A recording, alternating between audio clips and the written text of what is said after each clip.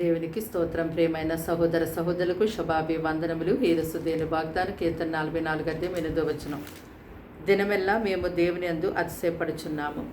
చూడండి, ఈ లోకములో జ్ఞానవంతుడు తన కలిగి ఉన్న జ్ఞానమును బట్టి అతిశయిస్తూ ఉంటాడు.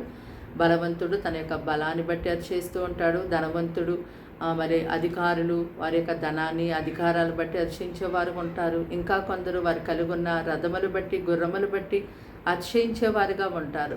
కానీ మనమైతే మన దేవుడైన యెహోవాను బట్టి మాత్రమే అతిశయించేవారిగా ఉండాలి. ఎందుకు అంటే అనుదినము కూడా మన ప్రభు మన భారమును భరిస్తూ ఉన్నారు. ఆయన కృపచేత మనల్ని ఇప్పటి వరకు ఎంతో కాపాడి ఉన్నారు. మన ఆపద సమయాల్లో ఆయన వైపు తిరిగి మనం మొరపెట్టకముందే ఆయన మనకి సహాయం చేసి ఆపదల నుంచి విడిపించున్నారు. ఇప్పటి వరకు ఆయన కనికర సంపన్నుడు కనుక ఆయన కృపచేత ఆయన దయ చొప్పున మనల్ని కాచి కాపాడి ఉన్నారు. ఇప్పటి వరకు మనం సజీవులుగా ఉన్నామంటే ఆయన రెక్కల కింద మనం ఎంతో క్షేమంగా దేవుడు మనల్ని భద్రపరిచున్నారు. ఆయన మనల్ని కాచి కాపాడి నడిపిస్తున్న విధానము ఎంతో గొప్పది, మహోన్నతమైనది.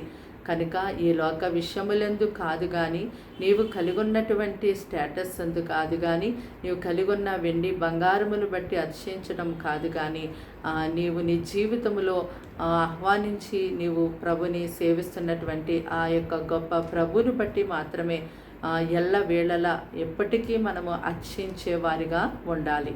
ప్రార్థన. దేవానికి వందనములు, స్తోత్రాలు, స్తుతులు చెల్లిస్తాం తండ్రి. మాటలు వింటున్న నీ బిడ్డలు నీ రక్తంతో కడిగి ముట్టి స్వస్థపరచండి. వారికి వారింటి వారికి నీ గొప్ప రక్షణ వెలుగు దాయిచేయండి ప్రభా. వారు ఎటువంటి శోధనలో పడి ఉన్నారు, యేసు నామములో విడిపించండి. అనారోగ్య సమస్యల నుంచి విడిపించండి, అప్పు సమస్యల నుంచి విడిపించండి. మరి సంతానము లేక తండ్రి, ఉద్యోగం లేక, వివాహము కాక, ఇంకా ఇల్లు లేక తండ్రి, అయా తండ్రి, ఆహారము లేక, ఇంకా ఏ రీతులుగా వారి ఇబ్బందులు పడుతూ ఉన్నారు తండ్రి. వారిని చూస్తున్న దేవుడు కనుక ఈ సమయం మేము ప్రార్థిస్తుండగా వారికి సహాయం దయచేయమని అడుగుచూ ఉన్నామయ్యా. ఈ దినమంతా కీడు శోధన అప్పాలించి వారిని తప్పించి ఎంతో గొప్పగా కాచి కాపాడండి. ఈ లోకములో వేటి యందు మాకు అతిశయము లేదు ప్రభా.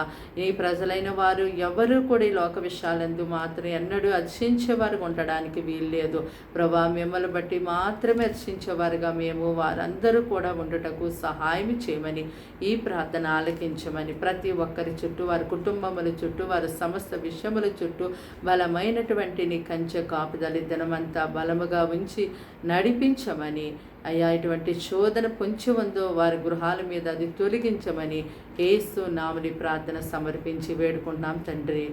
ఆమేన్.